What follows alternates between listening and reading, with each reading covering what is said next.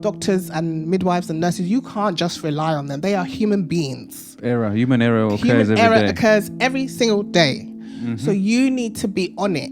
If there was any other time to actually pay attention, because I know it's hard for men to do that sometimes. Your partner is scared. Yeah. She has no control of what's going to happen to her, because this is actually a really dangerous time. Yes. For your partner. Mm-hmm. You know, things can go wrong really, really quickly.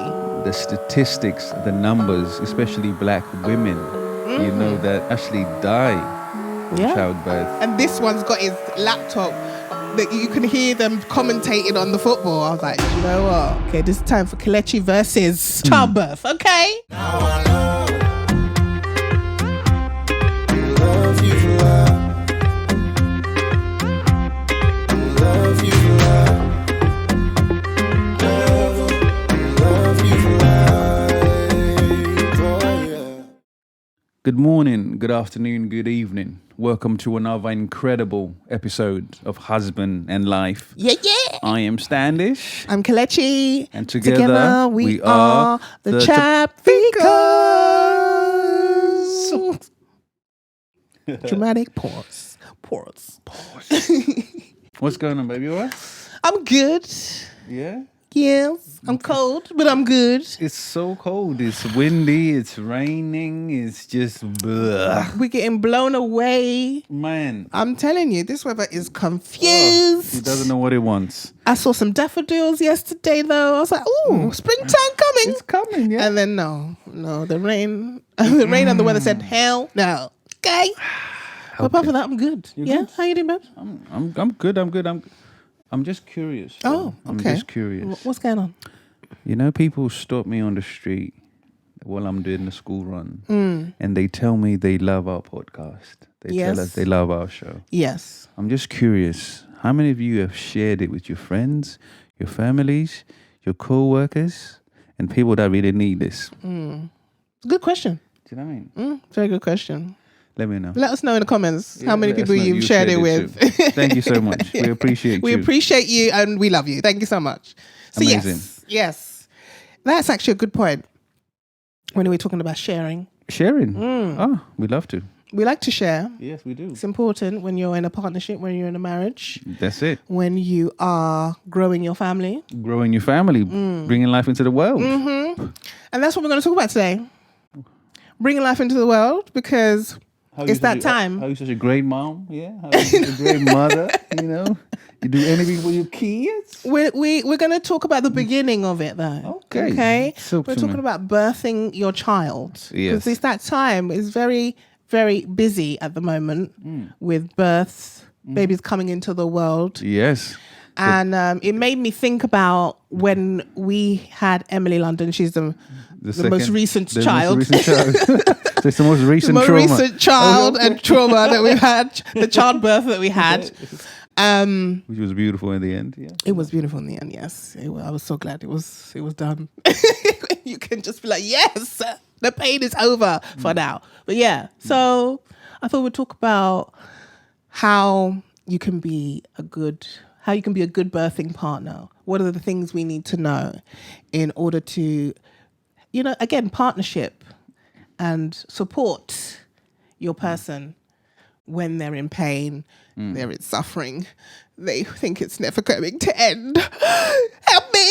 Seriously, what can we do to help our loved one in terms of trying to get a baby out? Because, I think... there's a few things that you say there. Yes. I think the first thing that is important is we need to make sure that the baby doesn't come on a Champions League night. Wow. Okay. This guy. That is absolutely important. Tell them why, babes. Tell them why you bringing this up. On the Champions League night on a Tuesday evening, yes, when the Champions League is on, you have to take your laptop for you wherever you go to watch your beloved Man United, yes. When we were still bossing it at the time, kinda, just not really, but we still believed we were just there. This guy. So what happened was Kel was in labor for Emily London, and we obviously went to the hospital. Kel, we're in her room. She's in pain, excruciating pain. She's squeezing. She's laying there, rolling in pain.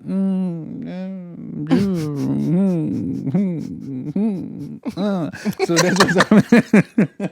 That's all you're hearing. They're rolling from the left. I'm rolling to the right. My back is kind of tight. You're like, hey, okay. You're a serious wordsmith. That's it.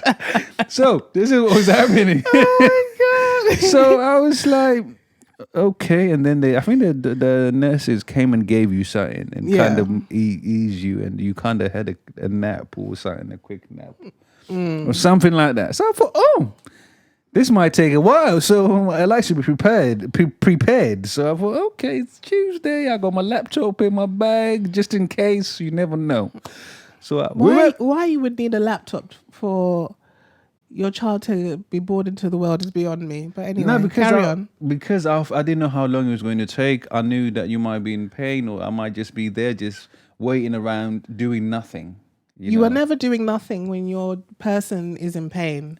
No, but that's it. They gave you something. I was there. You would squeeze my hand. I would talk to you. I could have it on the other side. I could be looking at you, multitasking, having you like my life. Wow. You know, wow.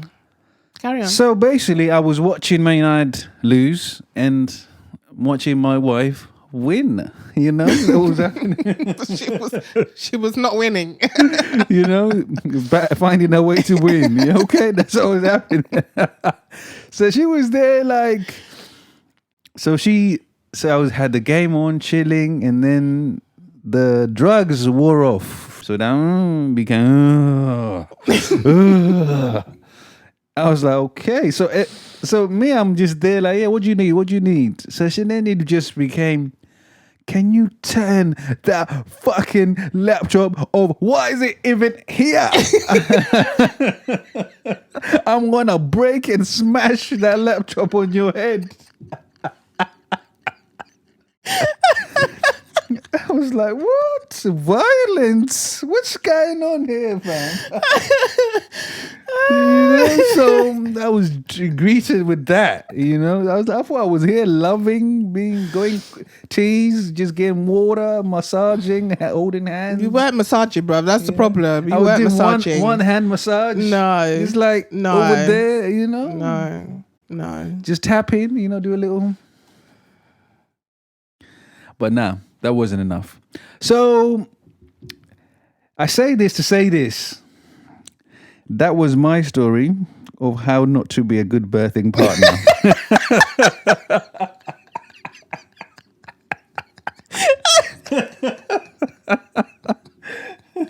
Yes, thank you. Thank you for clarifying that. What you should actually do in that situation. Tell the people. Way before the baby comes. You need to educate yourself. Thank you. You need to read up on what the baby would require. What are those things that your wife is going to need? Because she's not going to be able to move for a bit. Depending on what she has, a cesarean or she pushes, she's going to need help around doing those every day-to-day tasks. Well done. Mm-hmm. Okay? Mm-hmm. I'm glad you know. Absolutely. Mm-hmm. I knew then, You did know then. Stop it. Mm-mm. So, yeah. So, that's what you should do. So, I say this to say,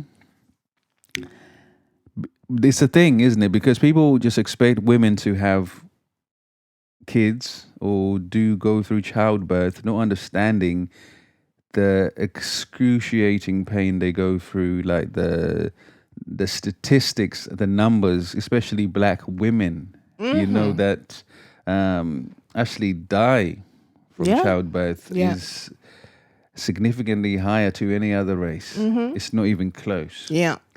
So for your partner at the time, which is Standishchild, not given proper attention, I could have added stress and caused harm to my baby, is a really, really selfish thing, because you're just looking at your football and think that I need now, thinking me. Not thinking my wife is about to bring life into this world. So you need to be attentive of those things and just understand the different factors that play a part when that one little role, one little thing you were doing going, I'm just watching the game. What do you mean? Mm-hmm. But I could have been looking at you like, oh, darling, rubbing your belly, rubbing your feet, just like listening, just chatting to you, getting you some yoga, something, not yoga, but like Zen calming music, just something chill to relax you. Do you know what I mean? Mm-hmm, mm-hmm. So it's supposed to be a relaxing time, but it was not. Yeah. Yes. So I'm doing the talking, but so what else do you need me to say? I'm sorry that I was. Thank you. Well done. We're just waiting for the apology because you're saying everything, but there's no apology, Standishchild.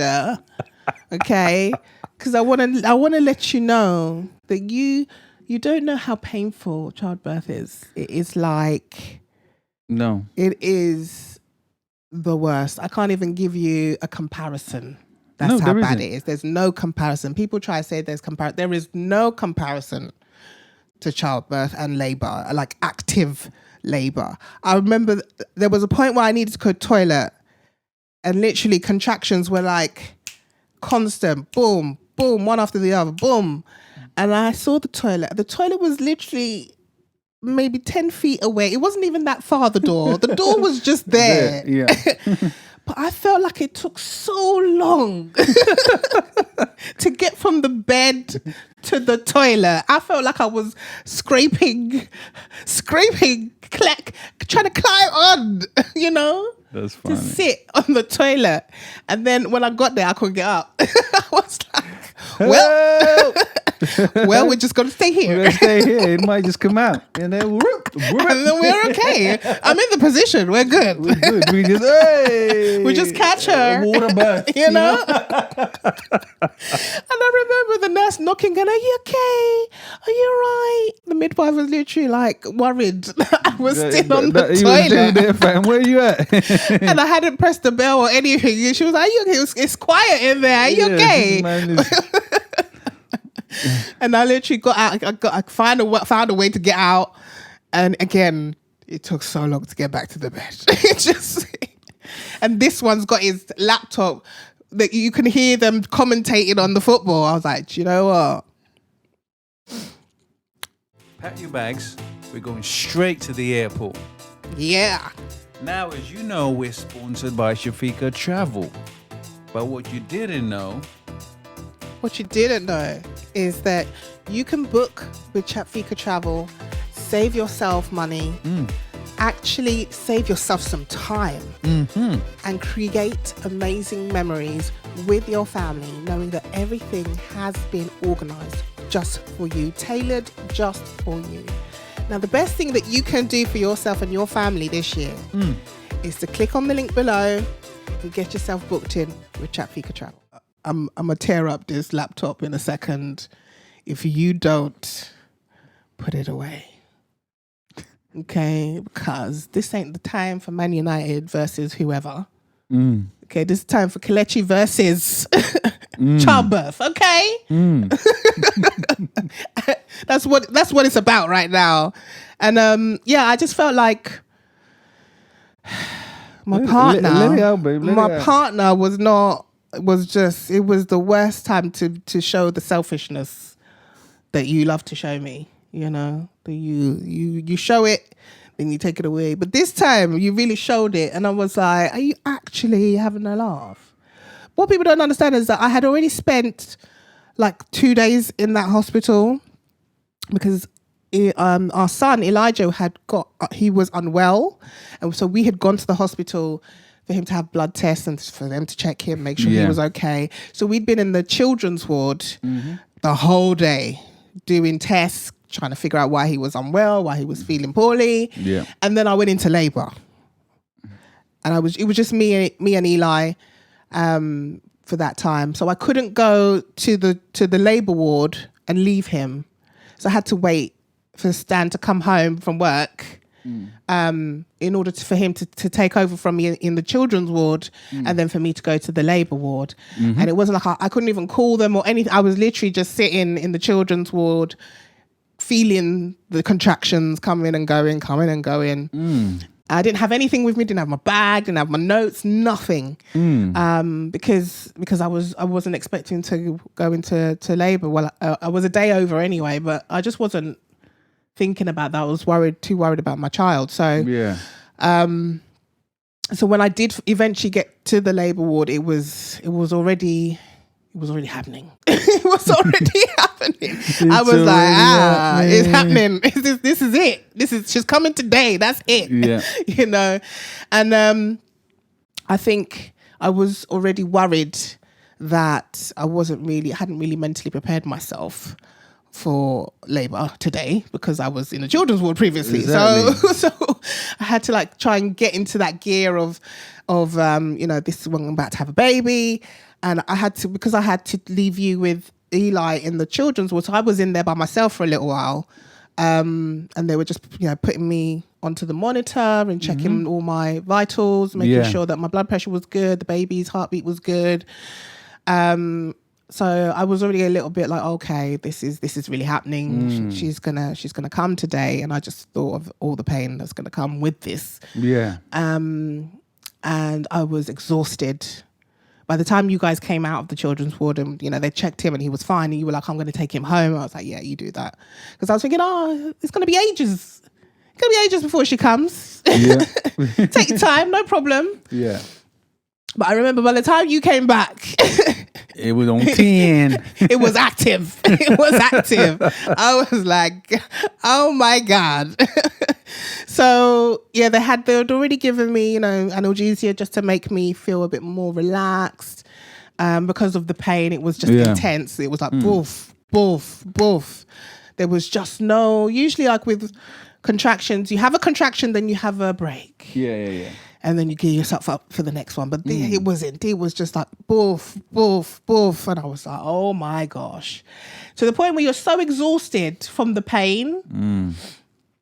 And this one's got his laptop out. And I was like, are you okay? Really? And you didn't see nothing wrong with it whatsoever. Which is what made it worse. So I was like, no, my friend, not today.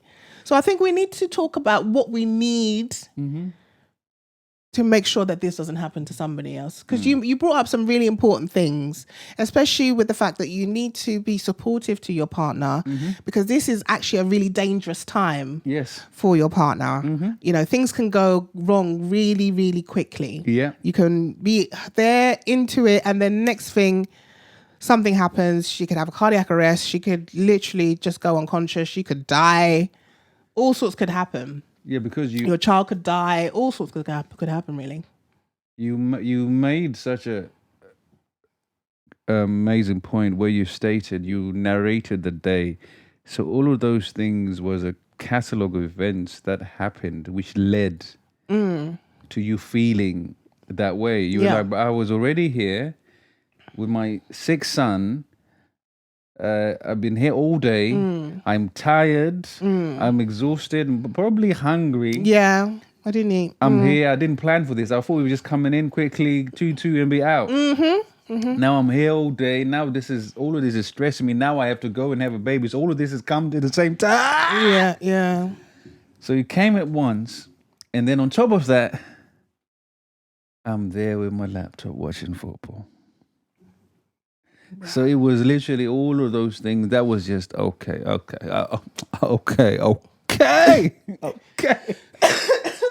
was like, when you're reversing in your car and it's like, stop. That's what it does.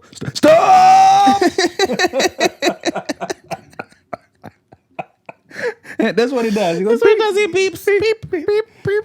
You're getting close. And then it goes, you better hit the car. Yes, that's what you said, like, bro. Hey. So I think, from your perspective, what are some of those things that people can do to avoid such an instance where they feel, I'm just watching a game, I'm just on my phone, I'm just watching a podcast, I'm just watching the Husband and Live podcast. It's the best podcast there is in the world. You know what I mean? I've subscribed, I've turned on my notification bell, I love my show. Done all the things. I've done all the things. What should I do? I love the pod. So I think you need to understand, like you said, educate yourself. You need to really watch a couple of videos. You know, YouTube is free. You can watch it. Yeah. You can watch it and see what happens. Educate yourself. Read a little book, a little pamphlet. When you go to your hospital appointments with your partner, take a little pamphlet. Get some advice from other people. Ask some questions. You must have friends that have had children. Ask them, what did you do when you were in labor with your partner? What was happening?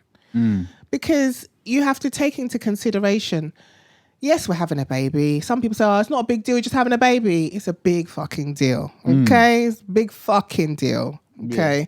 Because there's a lot of emotions involved, okay? There's drugs involved, so your emotions are even more heightened. Yes, they are. There is lives at stake.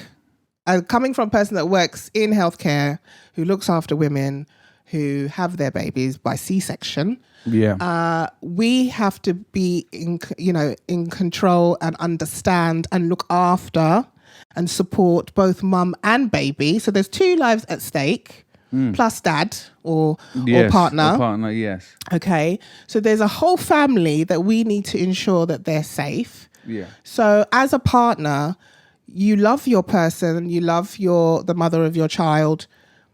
So show her that. This is the time to show her that. Okay, this is the best time to really show her that you love her, that you care about her well-being, you care about your child.